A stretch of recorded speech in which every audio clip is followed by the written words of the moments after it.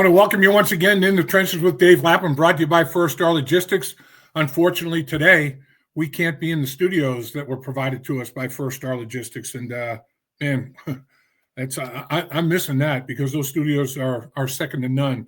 We really do appreciate the support given to us by First Star Logistics. It's second to none, as is the studio. I mean, that mural, that wall mural that was done for a Christmas present is just, I mean, it's humbling to say the least. It kind of encompasses the playing days with the Bengals and the New Jersey Generals. And man, folks at First Star Logistics are thoughtful to say the least. And you guys are all greatly appreciated. You're great friends as well as anything else, that's for sure.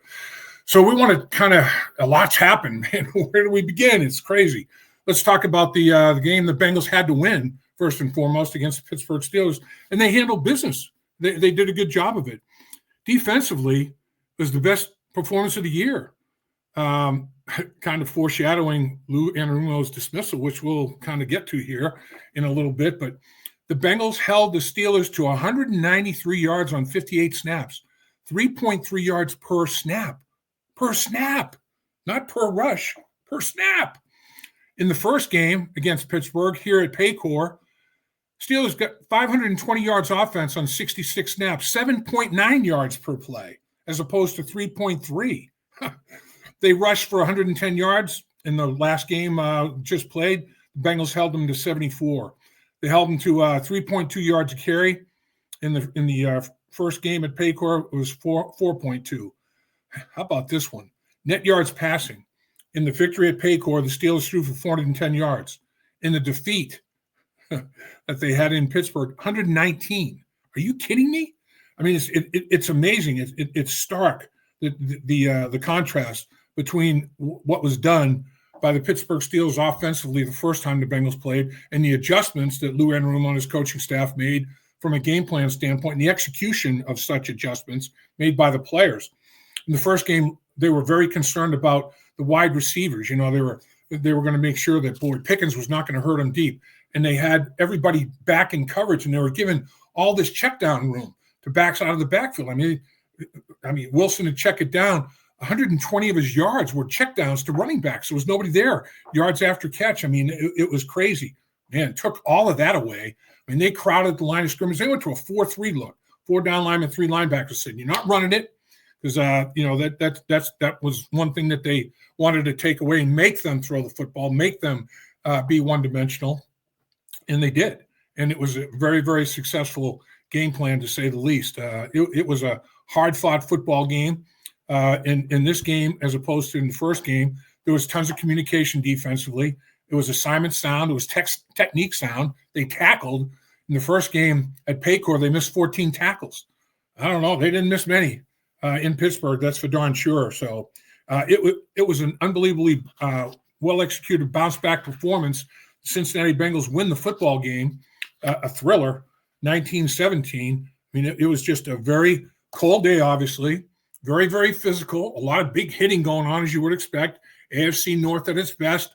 I mean, the Bengals have to go on the road in the cold weather against an opponent that they know each other cold. They know each other's tendencies. I mean, it was a slobber knocker like they always are.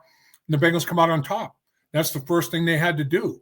Then Aaron Rodgers says, "Hey, I'm going to light it up. I'm going to have one final performance that I'm very, very proud of, and I'm going to beat the Miami Dolphins." That was another thing that had to happen.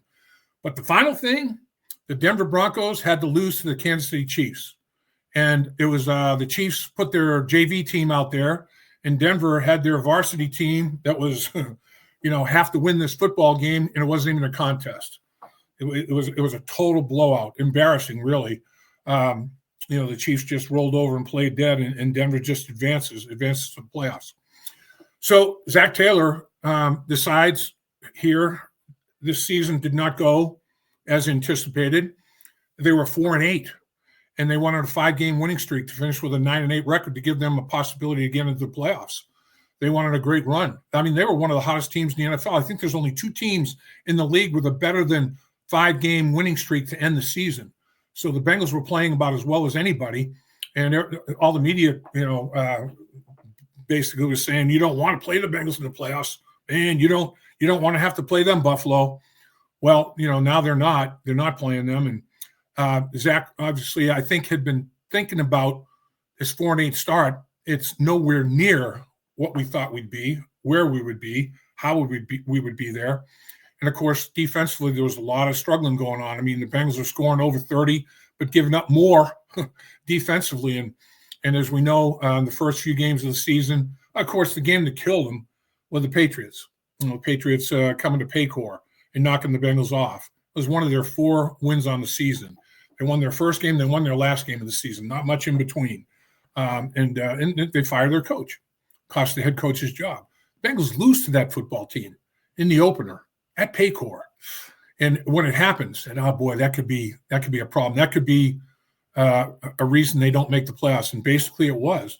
And then there were, games in between. I mean, there were so many close contests in the beginning of the season. It's crazy. At Kansas City, they lose by a point. They lose to Baltimore twice by a total of 4 points. I mean, just crazy stuff. A play here, a play there. This could have been a 12-win football team, but it didn't happen. And defense was a big part of the reason why, a big problem with that 4-8 start. And I think it probably Zac had been thinking along the lines of, I'm going to have to make some changes here. They go on the 5-game winning streak. And what would have been interesting to me is if Kansas City had beaten Denver and the Bengals had gotten into the playoffs, I wonder if Zac would have gone with the changes that he decided to make with dismissing Lou Anarumo from the defensive coordinator position. And then, of course, along with that, some of the assistants go Marion Hobby, the defensive line coach, James Bettcher, the linebacker coach, and then on the offensive side of things, Frank Pollack, the offensive line coach, goes. So 4 changes made in the assistant coaching ranks, one of them being a coordinator. If the Bengals had made the playoffs, what if they had won in Buffalo? If they had made the playoffs, do you think the changes would have happened? Maybe. If they had lost the football game. What if they had won in Buffalo? What if they had won a couple of playoff games? I mean, those things you just don't know. It's history that never happened, but it's interesting. But Zac, I give Zac a lot of credit because those meetings are brutal. They just have to be. They just have to be brutal. I know we're doing this podcast on Monday, and it's a couple of days after the football game took place on Saturday. But they've had they're having their meetings now, organizational meetings. The coaches, Zac's meeting with every single player. He met with every single coach, and of course made some coaching changes. So when that happens, those meetings, those face-to-face, they have to be so difficult. I mean, these guys, I mean, they're friends. They're friends on top of everything else. It's like, man, it rips your heart out to have to make some of these decisions and do what you need to do. The National Football League is a great game, but man, it can be a brutal business. There's no question about it. It can be so tough, and these are the tough things that you have to take care of from a business standpoint. So now it's like, where do you go? What do you think at defensive coordinator? I mean, there are head coaches like in New England who is a great defensive coordinator, Bill Belichick pedigree background. You say, hey, is he a candidate as a defensive coordinator? There are other coaches out there. I mean, all season long, I know the personnel department has a coach, has a list of coaching candidates. Probably Zac has a list of coaching candidates. Or management people probably have a list of coaching candidates. And at some point in time, they're probably going to get together here and, hey, let's kind of consolidate the list. And here's the list. Maybe it's down to 25 names, and maybe it gets down smaller than that. I don't know. I'm just speculating. Maybe that doesn't happen that way at all. Maybe Zac says, my brother is in the coaching ranks. He coached at college level. He coached at the NFL level, as have I. We've got a lot of people in our network in the coaching tree. It's a big forest. It's not just a tree. We've got our own list of coaches that we feel like we need to talk to for these positions, these possibilities. So however the list is made, I'm sure there's going to be a list that's going to be discussed. And obviously, Zac Taylor is the head coach. Zac Taylor makes the final call. I mean, people can give him input and just think about this guy, think about that guy. all day long till the cows come home. But Zac Taylor is the head football coach. Zac Taylor's one-loss record is directly influenced by the people on his staff, obviously. So it's his deal. It is his deal. And hopefully he gets to coaches in for the interviewing process sooner rather than later, because they've already fired some other head coaches that, and they're already probably, okay, here's some candidates we want to bring in an interview for head coaching opportunities. So when they get their opportunity, they're going to have a list of coordinators, defensive coordinators and offensive line coaches and linebacker coaches and defensive line coaches as well. So you'd like to get yours done before they make their decision on who those head coaches might be. So it's kind of a race to the finish line as such. And honestly, Zac may have in mind already pretty good short list of people that he's thinking about. And they'll talk about it organizationally. I mean, it's not a dictatorship. And if you've got resources and opportunity for feedback, like every football team has from an organizational standpoint, it'd be foolhardy not to take advantage of it. It will at least confirm maybe some of the things your thought process is covering, in terms of the coaching possibilities and opportunities. So, very, very interesting. I mean, you talk about a roller coaster for the players, the coaches, the whole Bengals organization, the fan base, everybody. Man, win that football game, take care of business against Pittsburgh. And as I said, Aaron Rodgers helps. The Denver Broncos don't. So, it's like, wow, the roller coaster's going up, then up a little bit more. And Denver brings it to a screeching halt. I mean, it's over. It's done. And then Zac Taylor decides to shake it up. He feels like he needs to do something differently. And, that's not an easy thing to do. My admiration and respect for Zac Taylor's gone up. I mean, that's a hard trigger to pull, man. And there's no guarantees. There's no, okay, is that the right decision? Whoever I bring on as the next defensive coordinator, is that the right decision? Or offensive line coach? And, of course, Frank Pollack was run game coordinator as well as offensive line coach. Do you make that part of the designation of that position? Do you not have a run game coordinator? You just have an offensive line coach. And then everybody else is involved in the run game, and pass game coordinator is Dan Bettcher, and he's the the offensive coordinator as well. So, I mean, it's I think there's a lot of things that are going to be thought through. One thing we do know, they've got an offense. I'm telling you that right now. And Joe Burrow led the National Football League in passing yards, passing attempts, completions, touchdown passes. I mean, the gamut. And then you have a wide receiver that won the Triple Crown. They're both Pro Bowlers. Third Pro Bowler, Trey Hendrickson, leads the NFL in sacks. The first time in NFL history, a trio like that led the National Football League in all those categories. First time it's ever happened. And they don't make the playoffs. I can understand why Zac, made the decision that he had to make. It's something. Some things have to change, and you got to take advantage of things. You cannot waste any more Joe Burrow years. I mean, he's magnificent. The dude is phenomenal. The numbers he put up are mind-boggling, historic. Can't waste them anymore. Jamar Chase put up crazy, stupid numbers. I mean, that Triple Crown is like, that might be untouchable. I mean, it's absolutely nuts what he did. 17 touchdown passes tied Carl Pickens' record. I wasn't sure that would ever be tied, and came within a whisker of breaking it. These things are crazy. I mean, offensively, they can get it done with anybody. Got to get it on the right course on a very, very consistent basis defensively, and get it done and make the playoffs. Not just once, make the playoffs again and again and again, and be a legitimate Super Bowl contender again and again and again, because got some pieces, got some pieces that are extremely hard to find. And now it's a matter of, okay, you draft prospects. Of course, there's going to be signings in the offseason. Jamar Chase, T. Higgins, Trey Hendrickson.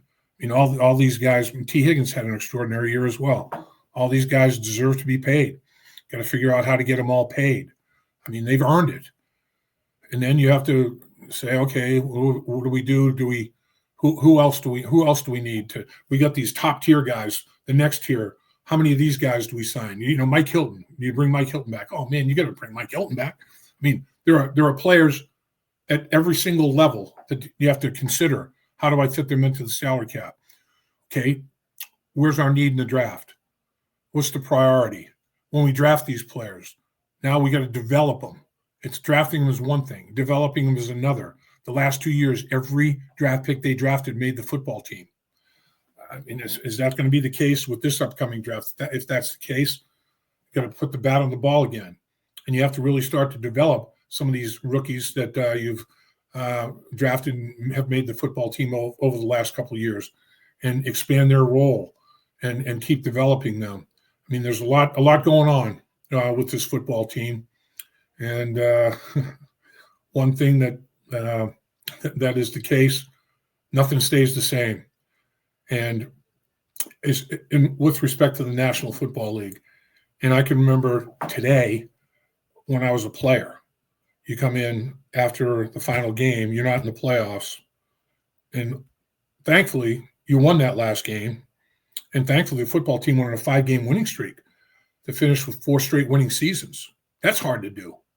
You get that done, you're getting something done.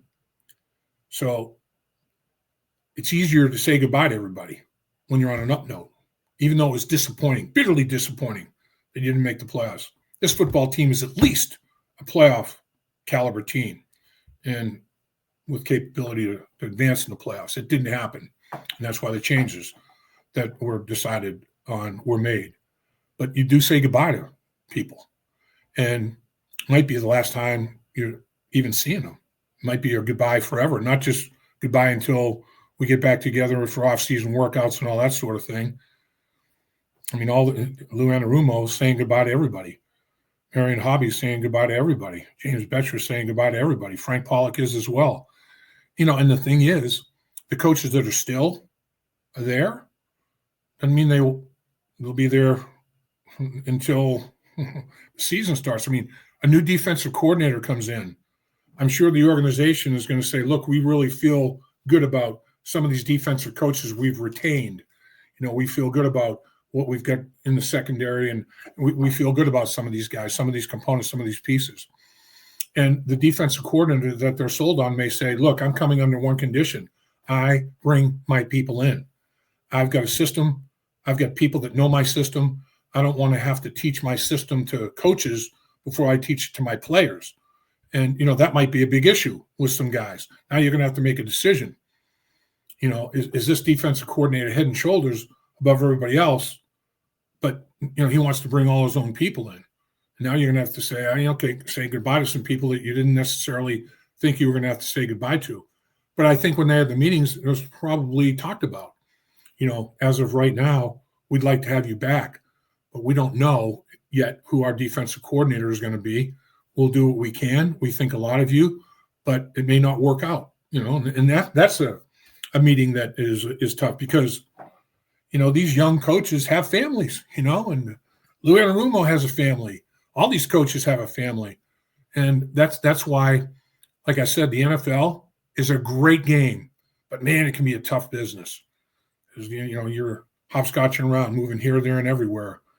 And, you're on a merry-go-round sometimes in your coaching career, and your families are on it with you. And that dynamic can be tough. And Mike Brown is very sensitive to that. His dad was a football coach. He's a football lifer. He is very, very sensitive to life in the National Football League. Believe me, he has a very, very he's super in touch with it. Let's put it that way. So, a lot to think about. Excuse me, a lot to think about. The good news is with that 4-8 start, they showed the intestinal fortitude to turn it around, not quit. I mean, it takes some determination, a will to win, some guts, caring about each other, the players caring about each other, the coaches caring about each other, the coaches caring about the players caring about the coaches. All that has to happen. They almost had a December to remember. Pittsburgh beat them in Cincinnati on December 1st. But the Bengals and then they go on a 4-game winning streak for the rest of the month of December. I was talking about the November to remember. We had an 81 where we had 5 games in November, won them all. And that was kind of the impetus that took us all the way to the Super Bowl. This could have been a December to remember. Didn't get it done on December 1st, Pittsburgh at Paycor. But then they make restitution in early January, going to Pittsburgh and beating them. So they do get that 5-game winning streak, but it's December and just that first week of November. Came up 1 game short. 1 game short. Everybody knows this is a good football team. Everybody knows that it underachieved. It didn't get done. It did not meet expectations. Let's face it, it just didn't. And as a result, some people had to pay the piper. There are consequences. Some people get caught up in those consequences. Doesn't mean they're not good football coaches. Doesn't mean they're not going to land on their feet elsewhere. I hope each and every one of them do if they want to do that, because they're capable and they're really good coaches and they're great people. So, but as the old saying goes, that's life in the National Football League. If it was easy, everybody would do it. Dave Lapham here, and every day I am grateful for my experience to have played professional football. As a player, I realized self-motivation, leadership, and appreciating your teammates are key. At First Star Logistics, you can use those same attributes to create the life you want for you and your family. Build your future by working hard like I did. You'll see results both on and off the field. Call First Star Logistics today and be part of our winning team. Opportunity knocking.